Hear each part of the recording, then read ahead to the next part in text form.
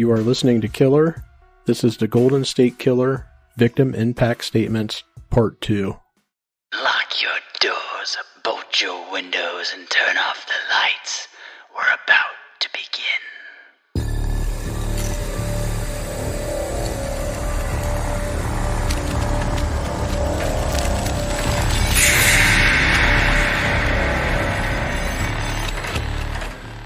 Okay, so next we have a statement from the daughter. She was also a victim of Claude Snelling, who was murdered.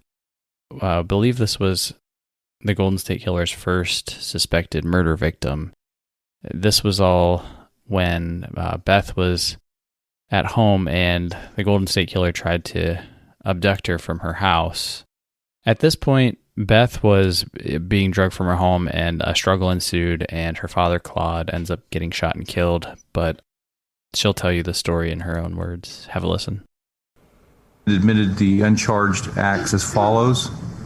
Kidnapping with intent to commit rape of Elizabeth Snelling, having occurred on September 11th, 1975 in the county of Tulare, a violation of Penal Code Section 209. Is there any member of the victim's family that wished to be heard as to the charge of murder in the first degree, as well as kidnapping with intent to commit rape? Good morning, Your Honor. Good morning, ma'am. My name is Elizabeth Hupp, and I would like to talk to you about my father, Claude Snelling, who saved my life when I was just 16 years old. It had been all over the local news about the man they called the Visalia ransacker, who was breaking into people's houses, going through underwear drawers, and taking items of no value. I could never imagine that the man who had been stalking me and peering in my bedroom window during the previous months would end up changing my life forever.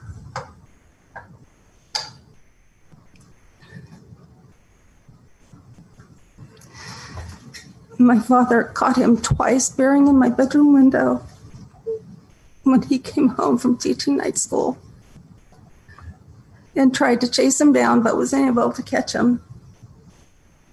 On one occasion, I had even caught him myself peeping in my window when I had a feeling someone was out there. He took off when I saw him and screamed, and my dad and boyfriend ran after him, but he had too much of a head start and got away. Little did we know that the man stalking me was actually a police officer, someone who is sworn to protect people and not to terrorize and harm people.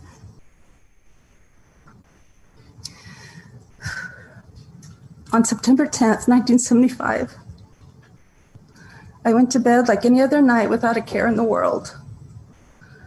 A few hours later, my world was turned upside down. At approximately 2 a.m., I was awakened by an intruder, Joseph DeAngelo, who was wearing a ski mask and pointing a gun at me, saying that he was taking me with him and that if I made any noise, he would kill me. My father must have heard me crying and woke up. DeAngelo had dragged me out of the house, out the back door, and through the gate that separated our backyard from the carport and driveway, all the while having a gun pointed at my head.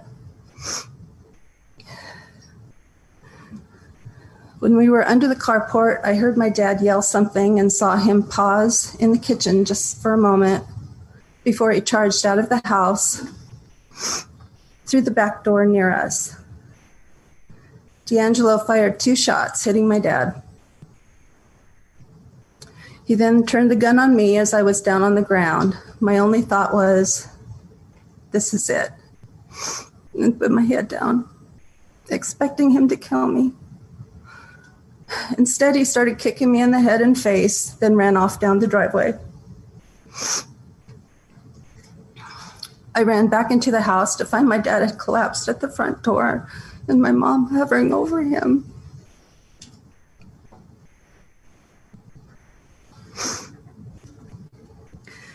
I know in my heart that he was still trying to save me by going through the front door and cutting him off in the front yard, but he never got that far. My dad lay at the front door, bleeding to death.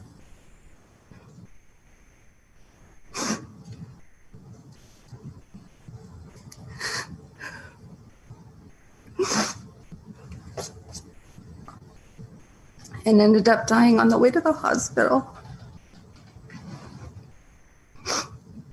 I truly believe that if anything had happened to me that night and he couldn't save me, that would have killed him. For many years, I felt guilt for what happened that night. I felt that maybe there was something I could have done or said to warn my dad to stay there and never come out. It wasn't until I became a parent myself that I realized there was nothing I could have said that would have kept my dad from trying to save me. My mom always said that it wouldn't have mattered if there were 20 men out there with guns. That wouldn't have stopped them. My dad was such a gentle soul and loving, kind-hearted man who loved his family more than anything. My dad died saving my life that night, and he is my hero.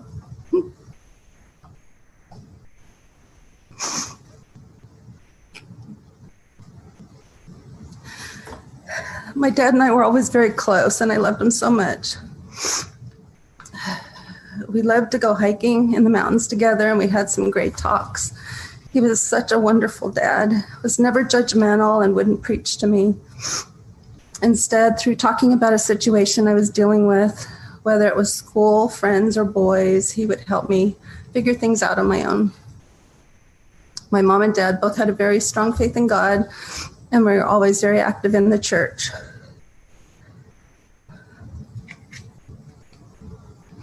My dad taught Sunday school and Bible studies, and he was an usher and a deacon.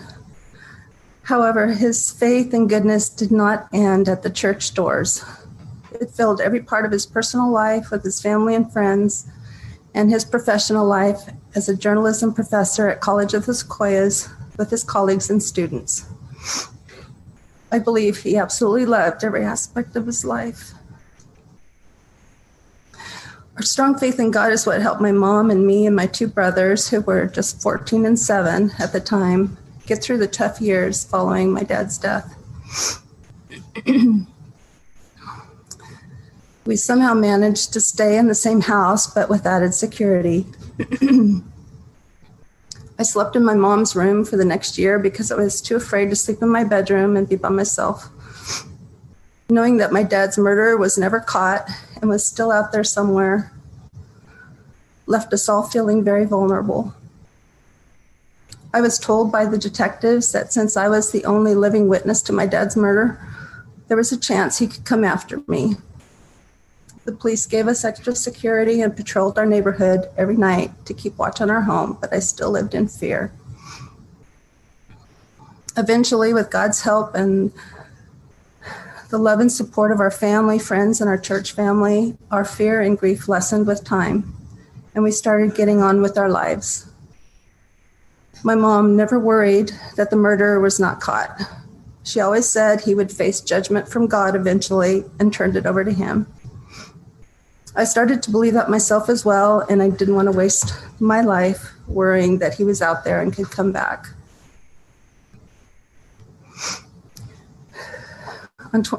On April 24th, 2018, I was shocked when I was informed that Joseph DeAngelo was arrested in Sacramento and would be facing 13 murder charges, including my dad's. I truly never thought I would live to see that day, but unfortunately, my mom did not. We are also relieved and thankful for the perseverance of so many people who did not give up trying to solve this case. I would personally like to thank the Tulare County District Attorneys, Tim Ward and David Alvesos, and Renee Newman, the Tulare County Victims Advocate, as well as Detective James Cummings of the Visalia Police Department for keeping me informed and guiding me through these past 2 years. You have helped me deal with all of this more than you know. Next month, on September 11th, it will be 45 years since my dad was taken from us. He was only 45 years old at the time, in the prime of his life. Not having him here as part of my life left a huge hole in my heart. My dad was not around to walk me down the aisle when I got married, and our children were never able to know him. He would have been a wonderful grandpa. What sickens and angers me the most is that DeAngelo was able to live a normal life with his family for all those years, while my family and I could not be with my dad. I am so thankful that he will at least spend the rest of his miserable life in prison. Thank you. Thank you, ma'am. So there you have Elizabeth Hupp, aka Beth Snelling, giving her side of the account of events from her victim impact statement. What'd you make of that, Craig? Well, she did recount that that was the first, potential murder from the Golden State Killer, correct? Yes. So I don't know what to say. It's just hard to listen to some of these things because even with, 45 years removed, the emotions that you hear from these victim statements is just, hey, you can't imagine putting yourself in their shoes and having to live with that for this long and to experience what they experienced. It's kind of just nerve-wracking to me to listen to some of this stuff. Yeah, it is. It's heart-wrenching. I mean, the fact that this guy was, peeping in her windows like days and weeks before and they kept catching him, which was kind of, all things considered, that was a little strange from what we know. That didn't happen all too often where people suspected him, or not him specifically, but, a prowler. Occasionally you would have people who would notice a prowler, but they wouldn't think anything of it. And then something happens, then it's like, oh yeah, I did see that guy wandering around that seemed a little suspicious. But in the moment, they knew somebody's peeping in their windows, like something's going on. And he still had the balls to continue on. And then it escalated to a murder for his own self-defense, because at this point, this isn't like when he's in full murder people mode. This was strictly a self-defense act. I'm caught. I need to get the F out of here, and I need to, for self-preservation, I need to shoot this guy. And the amazing thing is, this doesn't stop him. This is where it really escalates from here. I just thought that was powerful. Yeah, it was very powerful. And I was just thinking to myself, she stated that her dad had ran him away a couple other times. I wonder if this last time and the actual attack that took place, he decided, well, I'm going to bring my gun this time. And if this guy gets in my way, I'm going to take him out and still fulfill what I'm there to do. Yeah, and he also had a strategy of, trying to get her out of the house. And, I think this is where he then changes his tactic. This was probably going to be one of the first, if not the first, rapes that he ends up committing. And I think that he was originally going to kind of kidnap people, and then it turned into, I'm going to come in your home, I'm going to tie you up, and do all that stuff. So I just thought that was interesting to hear from her. I thought it was powerful. It made me really sad. I feel terrible for her. Obviously her father was murdered, and, it's horrible. It's truly horrible. And to hear it from her, this is one of the events in this case that is very popular. People know this one. They talk about it a lot. And, it's just hearing her side of the story in the courtroom setting it was really moving. Yeah. And we've said it when we were covering the case originally that there's so many instances where everyone knows hindsight is 20/20, but her father had ran him away a couple times. But, what if he had got to the point where I'm like, I better go buy a gun because something's weird going on here. The first time there's a peeper outside the window, yeah, maybe run him away. But then, who knows? You can never predict what's going to happen in any situation. And he may have still, been shot and killed, unfortunately. But if he would have been more prepared from a self-defense standpoint, from his standpoint, yeah, the whole narrative could have been different. But, like I said, hindsight's 20/20. There's been several opportunities where this guy could have been taken out, and he seems to have a little bit of luck on his side to go for that long, for sure. Oh, absolutely. He was definitely tough to catch, smart enough to evade police, potentially had access to, police radios or something that we don't know about, and he was able to, escape and get out of there. So, he had to have some kind of advanced knowledge of what the cops were up to, and being that he was a former police officer, either he just had a really strong sense of what they were going to do, or he actually had access to figure out what it was they were going to do. That being said, let's move on. The sister of Janelle Cruz, Michelle Cruz, gave a pretty impactful and emotional statement, so let's have a listen to that.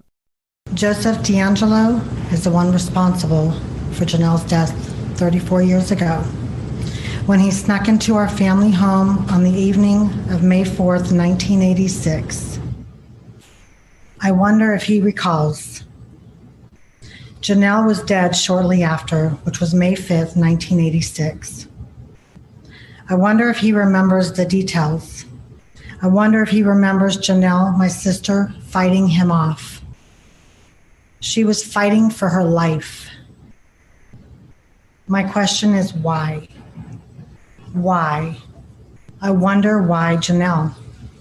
I wonder what made him plan and deliberately torture her. She was only 18 years old, and she had a bright future ahead of her.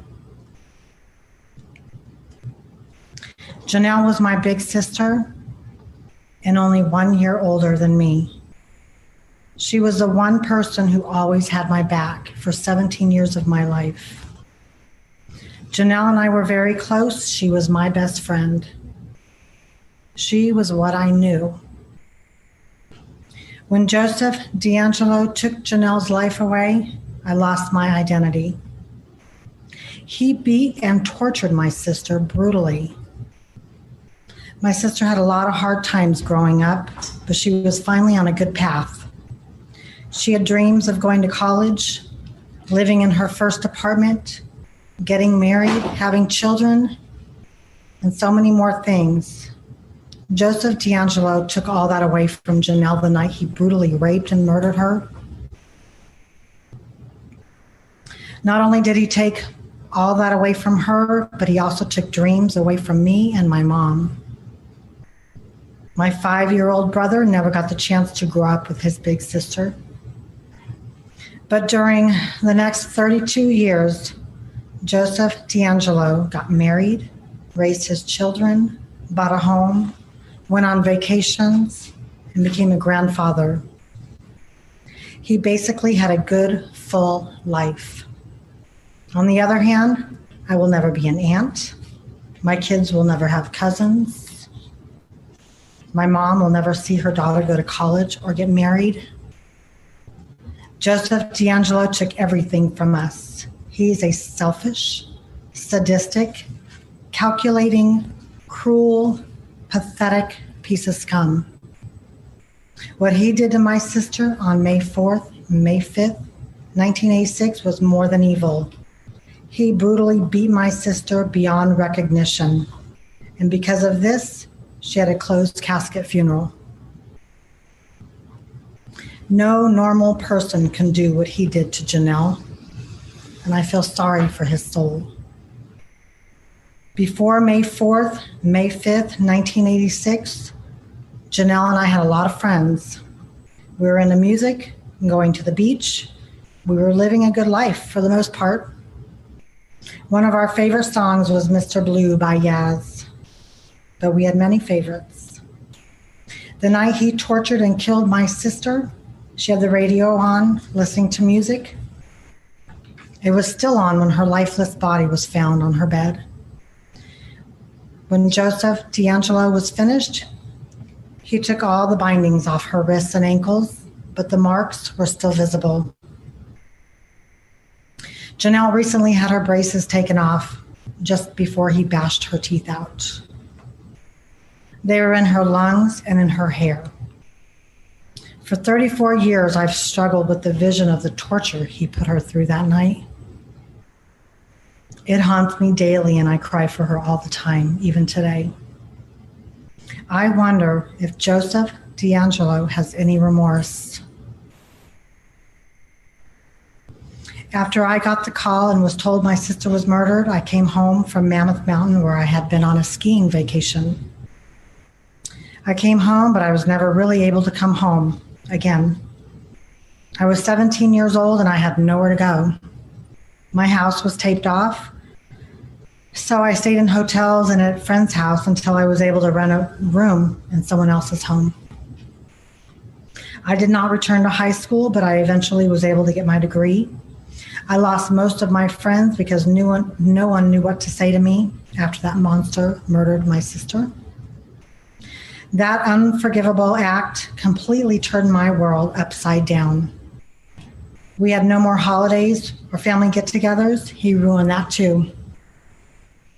For 32 years, I was constantly looking over my shoulder, wondering who killed my sister. I was always wondering if it was somebody I knew. How did he meet Janelle? Why was Janelle his last victim? Did he kill anyone else after her? After 20 years of living life depressed and scared from the murder and loss of my sister so brutally by that man, I decided to start looking for her killer. I wrote to every media outlet telling the story Joseph DeAngelo created, until finally they started writing me back and asking for interviews. Soon after, the case was getting more recognized, and people from all over the country were reaching out to me with persons of interest to be looked at. During the same time, I was researching many of my own friends and their family members, and even some very, very bad people. I spent 10 long years looking for the killer, Joseph DeAngelo. My kids were growing up without me mentally because most of my time was devoted to finding the person responsible for killing my sister. Many family members were angry with me and told me I was putting them in danger when I came out as an advocate for justice while trying to track down the killer. But finding him was more important than the fear I felt. Many family members told me to give it to God, and I said to them, I did, and this is the path he put me on. My path was to keep pushing and advocating to keep this case active and in the spotlight. I wanted to let the world know the havoc Joseph James DeAngelo created in the lives of so many people in the last 45 years. He destroyed so many families. While he was living his best life fishing on his boat, all of our families were struggling to find answers. Thankfully, on April 24th, 2018, we got our answers. When I was told my sister's murderer had been caught, I cried and cried for hours. Finally, I would not have to spend 6 to 8 hours a day looking for answers anymore. I could finally relax. I could finally start living and enjoying special moments with my kids and my family.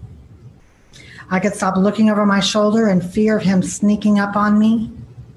All those sleepless nights with dressers propped in front of my doors and windows and lights on all night are over. No more thinking he would try and find and kill me too. I do not have to keep moving house to house to stay undetected by him. All the things that haunted my mind for 32 years, I could finally try and release. He no longer has control over my mind because I know he will never be free again. I am damaged, but for the last 2 years, I've been trying to trust people again. I've been working on myself, and I'm trying to put my life together and find happiness. Slowly, I'm putting myself together, and I'm thankful to all those who have stuck by my side for the last 34 years. Like Leslie, who's here today, Dina and Michael, they are my rocks. I'm thankful to law enforcement who never gave up, especially Erica Hutchcraft, who listened to me almost daily for many years with what ifs. And Larry Poole, and Anne-Marie Schubert, Carol Daly, here from Sacramento, are my heroes. While trying to find Joseph DeAngelo, I met other victims who I've become close friends with, like Debbie Domingo and Jane Carson Sandler. We've cried together because of our grief, but found good friendships. Now my time is no longer concentrated on who killed my sister, but rather on finding happiness and enjoyment, which I had lost because of Joseph DeAngelo 34 years ago. From now on, while he is withering away in prison, I will be spending my days fishing on the river, enjoying my family and grandchild, eating out, relaxing in the comfort of my home, free. I will be free of the fear he put me through for so long. I will go on without him controlling my every thought. Now I know who killed my sister Janelle. Joseph DeAngelo did. I am happy and content with the fact that he is behind bars. I am saddened for his children and grandchildren to live the rest of their lives knowing what he has done. But finally, his family and friends and coworkers will know the truth about him. Now they know who he truly is, a vicious rapist and murderer, nothing more. I hope he rots. Thank you, ma'am. So there you heard from Michelle Cruz. Very moving statement. Craig, what'd you think of that? Yeah, very powerful statement indeed. Yeah, she gave a very good recount of what it was like in her earlier childhood with Janelle and growing up, and so many times the story was the same. It was a happy family. She admitted they had some rough spots, but growing up with her sister was just a year older than her. It sounded like they had a much younger brother, which at the time Janelle would have been 18 and her little brother was 5. So just another family destroyed by this guy. And the one thing that really stood out to me listening to that statement was the very graphic details of the assault and the rape. I don't recall picking up on that the first time we had discussed this part of the case, but he said she had to have a closed casket ceremony because he beat her so relentlessly that she was almost unrecognizable. She had teeth in her lungs and in her hair. I mean, my God, you look at the guy in the courthouse, he's this frail-looking old man, and to try to imagine him doing that, granted 40 years ago he's much younger, but what drives a person to so viciously attack someone and beat them like that? What drives them? It's just crazy to think about. That's the $1 million question. What motivated this guy to go out and terrorize so many people who had nothing to do with him? And there's no way that the amount of people he affected, that any of them had anything to do with him. They were all randomly chosen for whatever sick purpose he had for them. And it was very vicious in the end. When he went to his true murdering original Night Stalker phase, he was beating people to a pulp and bashing their heads in. He would cover them with their blankets and then just beat them with some large heavy object. And I don't know, he's really, really, really sick. And, you mentioned how frail he is, and I guess I was going to mention this a little bit later, but we can talk about it here. So when he was arrested, he was a nice, portly fellow. He was overweight, but he looked, quote unquote healthy. He had a decent amount of weight on and everything. And then when he started going through his court proceedings, he started slowly withering away, and he'd be wheeled into the court in a wheelchair. And when he would be asked to speak, he would speak in a very faint and, strained voice. And, for instance, the judge would say something to him and he'd be like, yes, Your Honor. Like, it was real quiet and whispery. And come to find out, DeAngelo's been Spider-Manning in his cell, if you will, and climbing all over shit, putting things on, papers over the lights, which is really strange because you could draw the parallel to when he would rape people and cover their TVs and lamps and things with blankets and stuff. And he would jump from his bunk bed up on top of the sink, and he's moving totally fine. This guy is 100% faking the frail act the entire time, and it's to gain sympathy. That's all this is. He's trying to play people and manipulate them. He's such a fucking control freak. That's all this guy is. And Janelle's sister said in her statement, I can finally relax. He doesn't control my mind anymore. And that's what it was for him. He was controlling everyone's minds. That's all this was about, was control. And they say that about a lot of rapes, that the rapist, it's a control thing, it's not a sexual thing. And clearly, I mean, the way that his went down, he would come in, he would control you, he would tie you up, he would threaten you, he would eat your food, he would roam your house, he would do all of these things to put you in a state of fear and panic. And the theme of every one of these victims was that I no longer live in fear of his control of my thoughts because he's captured. You're right. Yeah, the video of him in the jail cell was, eye-opening because he completely trying to control everybody's perception of him being this frail old man. But then, I mean, he should have known that they have cameras on him 24/7. I mean, he's isolated in his own cell. And like you said, he's cleaning the floor in his cell with a towel under his foot, almost kind of dancing around, wiping his floor clean. The next thing you know, he hops up on his bed, hops up on this little desk, and he's covering the lights up. And it's just weird. To be completely honest, it's just very strange. 100%.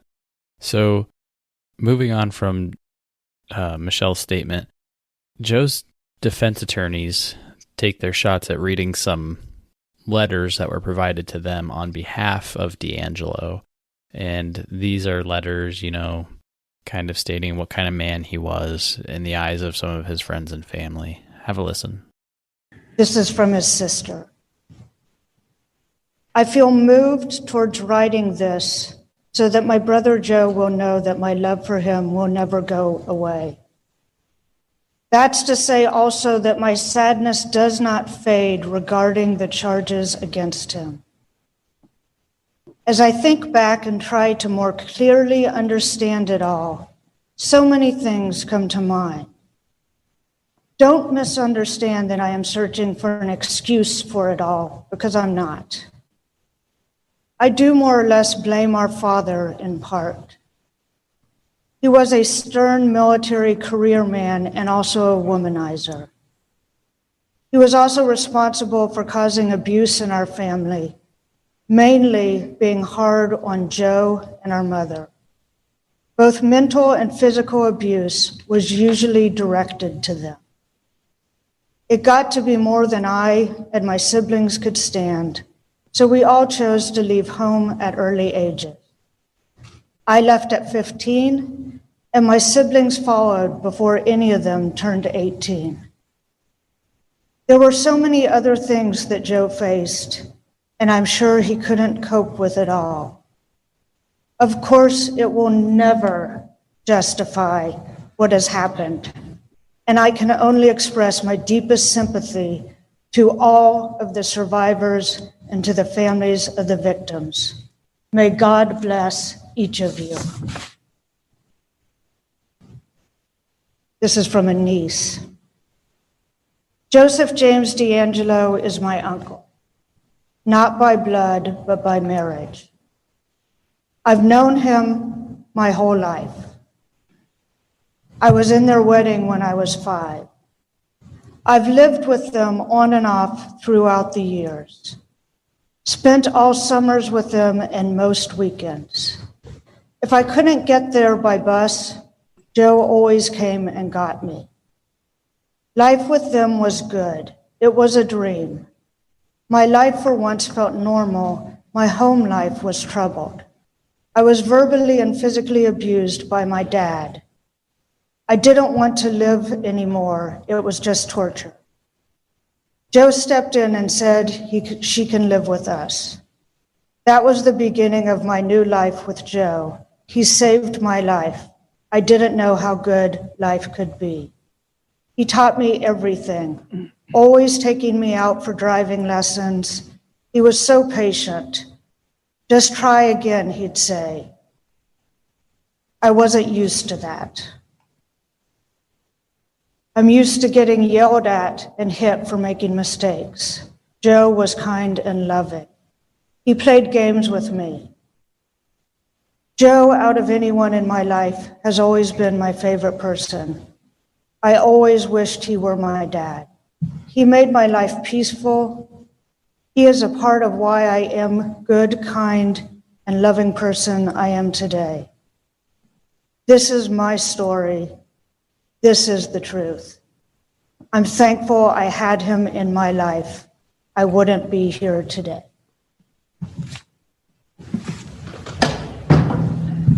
Thank you, Counsel. Mr. Cruz. Good morning. My family met the DeAngelos when Joe was 13 years old. We were living on Mather Air Force Base. Homes were duplexes, so in a manner of speaking, we were neighbors. I became good friends with Connie. My little brothers played with Johnny. Joseph became good friends with my brothers, and later very close with my family. Joe became another brother, and my parents treated him as they did their own 5 sons. Joe called my parents Mom and Pop. Mom and Dad were sparse with the hands-on punishment, but didn't hesitate to verbally correct us, and Joe was included. We were always having family get-togethers, and Joe was always a part of the fun. Every holiday was a big celebration, and Joseph was included. On Christmas, Joe always had a gift for Mom and Pop. Joseph and my brothers did the typical teenage things: fishing, shooting their BB guns, talking about girls and cars, going to the movies and swimming at the river. Then they were old enough to buy cars, and it was load the car with their buddies and drive-ins, here we come. While we were at Mather Air Force Base, it became clear that household chores, cooking, and other household chores were Joe's responsibilities. He was responsible for his brother and sister, making sure they were fed, homework done, baths, and bed on time. Joe had to make sure the house was cleaned. His mother worked, and of course his father had a job as well. All this responsibility on a 13-year-old child was too much. He didn't really have a lot of time to goof off like other 13-year-old boys do. He wasn't in baseball, and later high school and junior high, he didn't participate in sports. He showed no interest because his father didn't take an interest in sports or his son. Joe never complained or aired his feelings about things that bothered him. He was not a braggart. I always remember him as smiling, laughing, and enjoying being around the family. I remember nights when my mom was so tired, but she couldn't go to bed because several of my brother's buddies were gathered to discuss girls and dating, and Mom always made time for them. She answered their questions and listened to them. Joe was there on several occasions. He came to the house quite often. After joining the military, he always spent time with the family when home on leave. He brought Mom gifts from different ports of call. When Joseph graduated from high school, joined the military, became a police officer, got married, and had children, the entire family was proud of him, just like we were with every accomplishment of each other. Joseph was a close friend, another brother, respectful to Mom and Pop, and always polite. He was helpful and considerate. I never heard a foul word come out of his mouth. When Joe married and their first child came along, my sister and I took turns babysitting for them. Joe would be sleeping or grocery shopping or baking or paying bills. Sometimes he would be working on his radio-controlled boats. Not just a kit, but 6 to 7 foot boats he would take to Nimbus Lake, and we'd go along to watch. When we were babysitting at noon, we drove to the McGeorge School of Law so Sherry could nurse the baby. Joseph paid us well and was appreciative of our time. He was a good father. He sent his girls to a Montessori school in their early years, and he paid for their college. While they were young, he paid for horseback riding, skating, and supported them in whatever they did. He cooked for them, kept a clean house and a neat yard.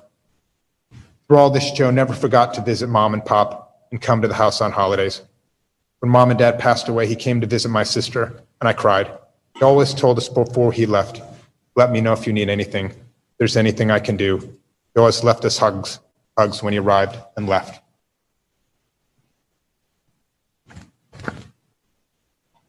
This is from a niece. As I sit down to write this letter, I realize there's only one place to start. I wish my deepest sympathy, sorrow, and pain relief to all of the victims. I cannot imagine what any of you endured. I'm simply writing this letter to tell you I do not know the person known as the Golden State Killer. In no time did I see anything that would have led me to believe that. I know him as my Uncle Joe, whom I love clearly. My Uncle Joe was always my hero, the one I couldn't wait to see. I hunted as a child with him. We went crawdad fishing in the canal, ate pizzas, got ice cream, just plain had good times. We camped together as a family. He always made it a point to attend any special occasions I had. My wedding and my daughter's first birthday, to name a couple. I always felt that my uncle loved me and still do. I personally feel that someone else is inside of him who I do not know. Our last visit was 3 weeks before his arrest. We spent much time together talking, and I will cherish it forever. Uncle Joe, I will always remember your last words to me. I love you, sweetie, and I'll see you soon. The day we found out about the arrest, my mom called me, and I rushed right over to her house as I heard she collapsed. The detectives were there. We've been harassed by media, investigators, and people who blame us for something we had no knowledge of. I believed I knew my uncle, and I am still in shock. I feel for my cousins and family, as nobody understands, and we try to make sense of it, but you just can't. I do not know the person who committed those crimes. I know my uncle, who I love and always love. There's so much more I could say about what a wonderful uncle, dad, son, brother, and great uncle to my kids he was. My heart is crushed, and I will never be the same trusting person. I no longer have trust for anyone. It's really hard to end this letter, but I guess all I can say is I'm very sorry to the victims. I can't imagine what they went through. I love my Uncle Joe as I knew him, and that will never change because I can't wrap my head around the fact that someone so caring and loving could have done those things. So those were statements that were provided by family members, friends, nieces of Joseph DeAngelo. And one theme, that you hear throughout is that he was loving and caring and kind and all of these things to his family. And then you have this monster on the other side of it. And the biggest takeaway I had from that is just that he was extremely good at living a double life. And lastly, the entire audience starts laughing when the final words from the niece were read. I love you, sweetie. I'll see you soon. Except he won't because he's going to prison. So they all bursted out laughing. Did you catch that? I couldn't hear the laughter on my side, but it must have been quick. But yeah, it's quiet. You'll hear this stirring during that portion of the letter being read. It's hard to hear because they're not mic'd up in the audience, and you just hear like a lot of commotion, and it's them laughing at those last words that are said, which it was extremely ironic, and it's just crazy. He has these family members who love him to death, and he obviously took really good care of those that he loved, but at the same time, he was a complete maniac. His niece on several occasions said, I can't imagine the monster that you're portrayed as, well, not even portrayed as, but the monster that you really are, because of how he treated all of his, extended family. To me, that these are just more victims. I mean, they had no idea who this guy was until he's captured, and then they learn about everything that he's done in secret and hiding, living that double life. And some people might argue the point that they're victims, but they really are, because they had no clue. And now their lives are turned upside down because who they thought was this all-American dad, uncle, grandfather, he really wasn't. Exactly. You make a fantastic point. This guy, his family was just as much a victim of his crimes as the actual victims of his crimes. They were in a different way, and maybe a little lesser so, but at the same time, these people were affected too. There was not a single person who was touched by this guy who wasn't affected by what he did, whether it was victims of his crimes or friends and family who were victims of this person leading a double life right in front of their eyes. It just goes to show you how manipulative he was. And still is. We just mentioned that. He still is manipulative. He's trying to portray this frail old man who can't even get around without a wheelchair, and it's just another one of his ruse.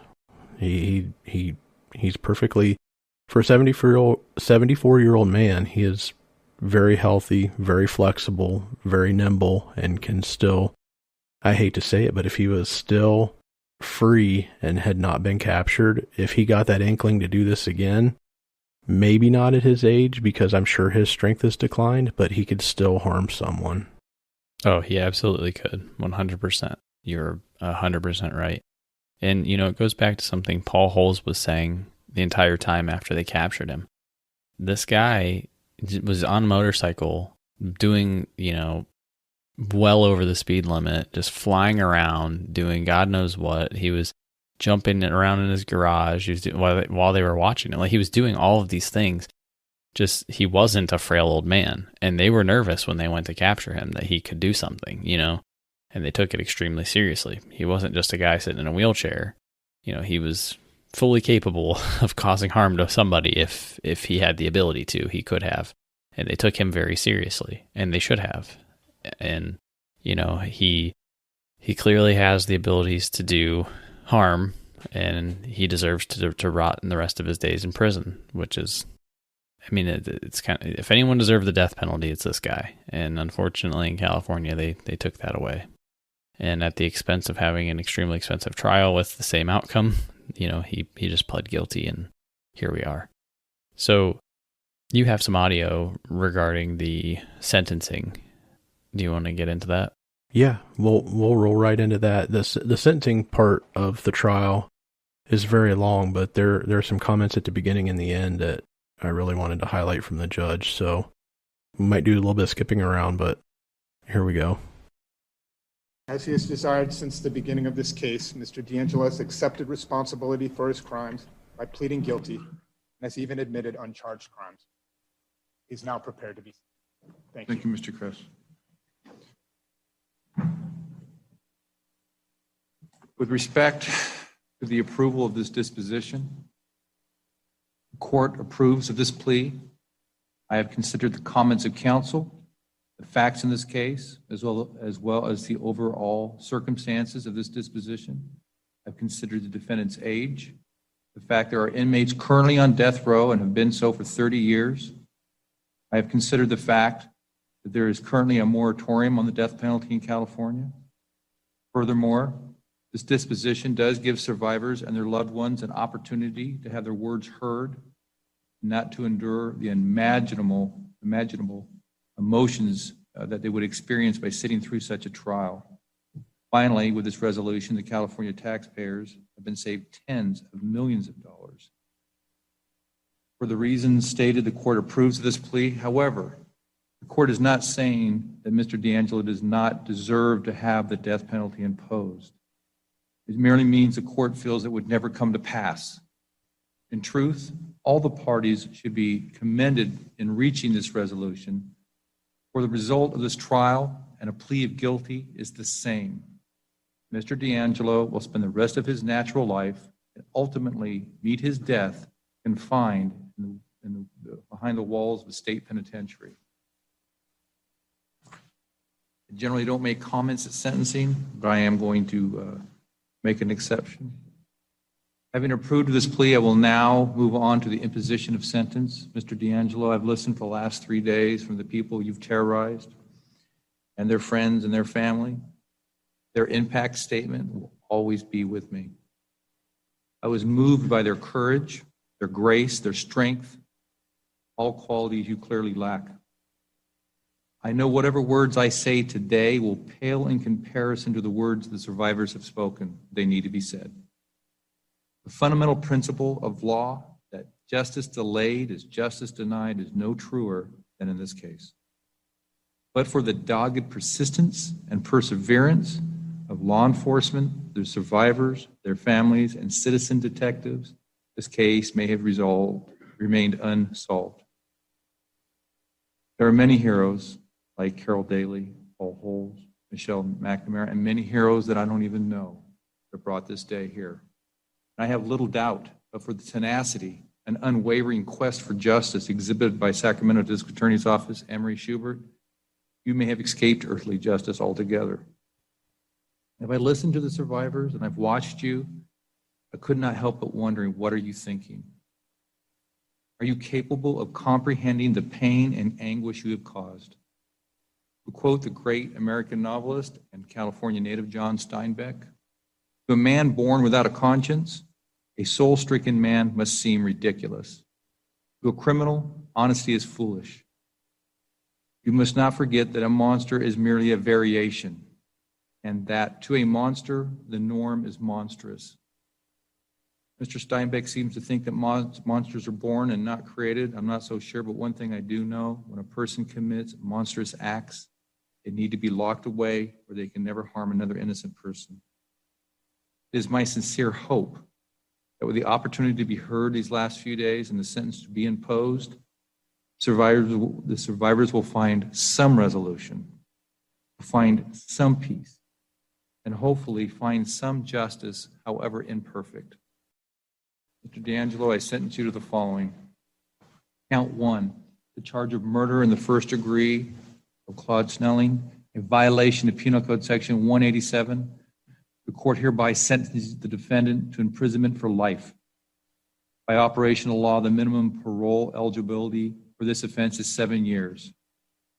Regarding the weapon enhancement, that in the course of that murder, that you personally used a firearm, a violation of Penal Code Section 12022.5, the court imposes a sentence of not less than 5 years to run concurrent with a sentence just imposed for the first degree murder of Claude Snelling.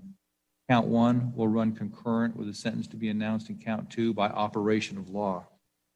Count 2, for the charge of murder in the first degree of Katie Majori, a violation of Penal Code Section 187, and in conjunction with the multiple murder special circumstance Penal Code 190.2 paren A paren 3 and Penal Code Section 190.2 paren C paren 5, this court hereby sentences the defendants to life without the possibility of parole.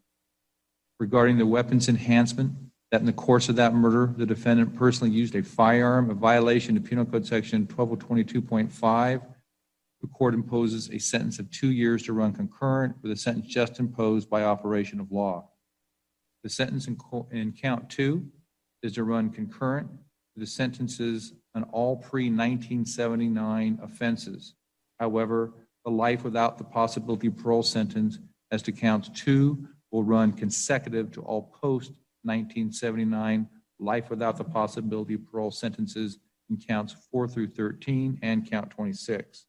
Count 3, for the charge of murder in the first degree of Brian Majori, a violation of Penal Code Section 187, and in conjunction with the multiple murder special circumstance code 190.2 paren C paren 3, as well as Penal Code Section 190 paren C paren 5, the court hereby sentences you to life without the possibility of parole.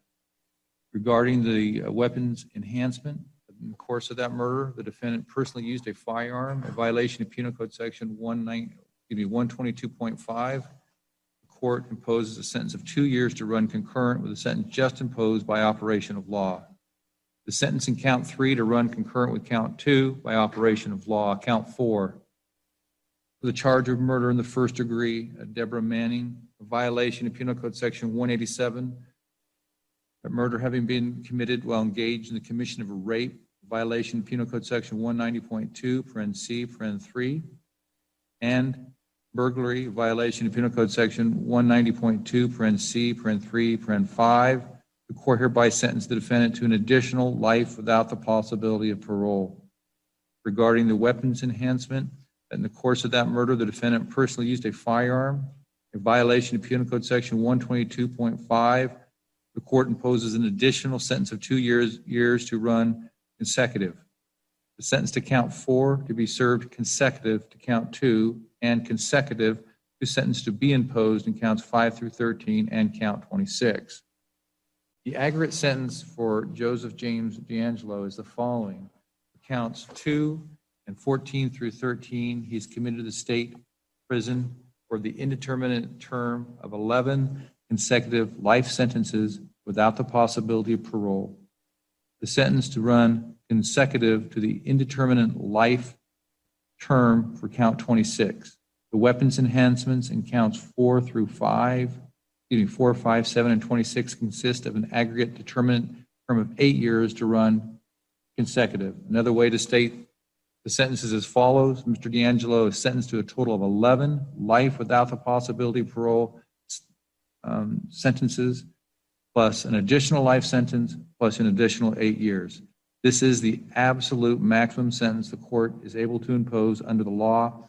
And while the court has no power to make a determination of where the defendant is imprisoned, the survivors have spoken clearly.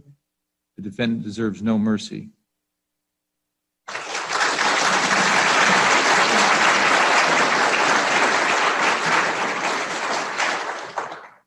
So that concludes the sentencing portion of the trial, and there were 26 counts in total, and the first few counts that were covered were the murders, where he was given life without the possibility of parole, but the judge at the end there really, summed up the aggregate sentence, which is 11 total life sentences, followed by an additional life sentence, plus 8 years. So, the good news is this guy's never going to see the light of day again. Absolutely. That is the good news. In addition to that, as we were talking, some of the different jurisdictions were giving their statements before, and, so that's when they showed video of Joe in his jail cell doing his best Spider-Man impression and climbing up the walls. And they also alluded to the fact that he was performing crude acts, if you will, towards a guard, meaning he was likely masturbating in his jail cell while staring at somebody, but you don't know who that somebody is or any context to that statement. So I found that to be quite disturbing and strange. This punk needs to be put away for the rest of his life. He's just a disgusting human. So I'm glad to see that happen. Obviously, in this case, I do wish they had the death penalty, but they don't. I wish they had a death penalty as well. It's death penalty is always, we've talked about it multiple times, it's always a controversial decision or a ruling, but there are some people that just need to be put down, and this guy is definitely one of them. I almost, as hateful as it sounds, I almost wish they would give him a piece of rope and let him tie his last knot. Absolutely. I don't think he would. I think he's too cowardly to do it. Yeah, I do too. But so one last thing we had from this was Sharon Huddle, Joe's ex-wife. They had been separated, I believe, since 1991. And side note here, during that process, so they were like legally separated, but they weren't divorced. They somehow managed to divorce and put all the assets in her name. So none of the victims are really going to get anything. And as you heard there, Janelle Cruz's murder is the only one who's even eligible for anything, and she can take him to civil court for restitution. But Sharon was able to obtain all the assets and spread them amongst the family. And I mean, honestly, like, it sucks for the victims, but we said earlier, the family was as much of a victim of him as anyone else. And it's not like he's profiting off of it, but it does suck for those who cannot go after him for any of his assets or anything like that. But you were going to read the statement that she provided. So here it is. As David stated, this is Sharon Huddle's statement in full. Quote, "The defendant's criminal actions have had a devastating and pervasive effect on my life and my family. I will never be the same person. I now live every day with the knowledge of how he attacked and severely damaged hundreds of innocent people's lives and murdered 13 innocent people who were loved and have now been missed for 40 years or more.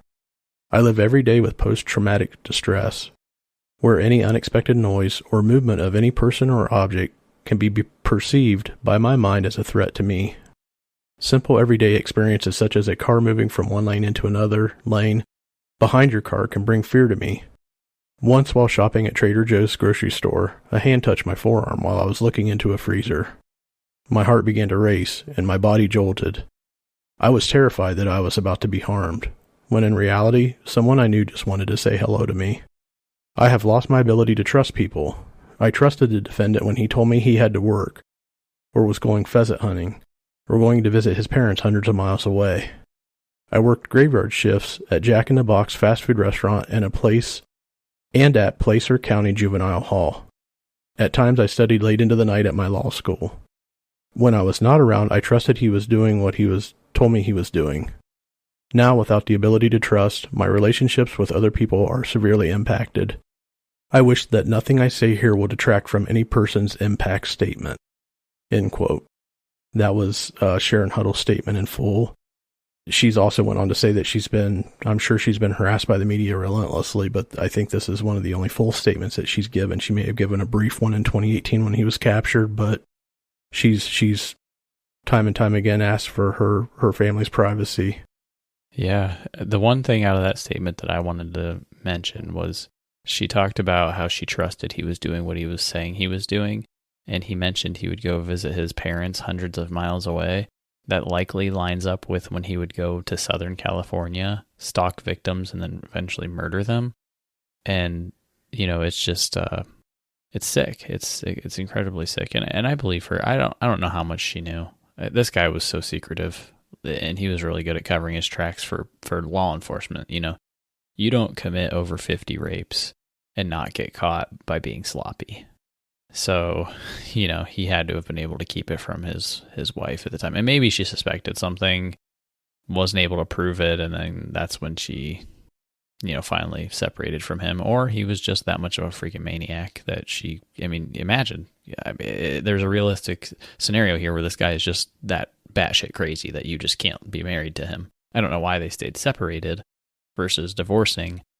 Who knows? There's a lot of things that go on there. She is a divorce attorney. So maybe there's a really good reason that she did that. I don't know. I'm not a legal expert, and I'm not going to pretend to be. It just rolls back to the statement that we both made, that the family is just as much victims. I mean, he ruined their lives too. He ruined lots and lots of lives. Absolutely. So in closing, I just wanted to say Joe was a manipulative liar, a sociopath. He was abusive. He was able to play a split personality where his family and friends would love him, his coworkers as well, and he was supposedly a solid family man. But however, there was a darker side where he murdered 13 victims and committed over 50 separate incidents of rape. Those 13 victims were Claude Snelling, Brian and Katie Majori, Robert Offerman, Deborah Manning, Charlene and Lyman Smith, Keith and Patty Harrington, Manuela Wittoon, Sherry Domingo and Greg Sanchez, and finally, Janelle Cruz. And I hope all of these victims can rest in peace knowing that this piece of trash is now put away for the rest of his life, and that he can no longer be in the minds of anyone, controlling their thoughts and having that power over them that he so dearly sought. Mr. DeAngelo would like to make a brief statement. DeAngelo?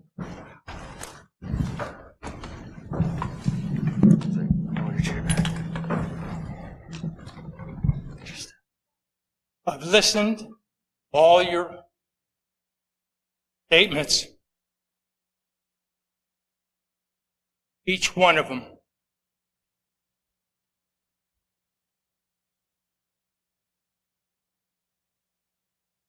And I'm truly sorry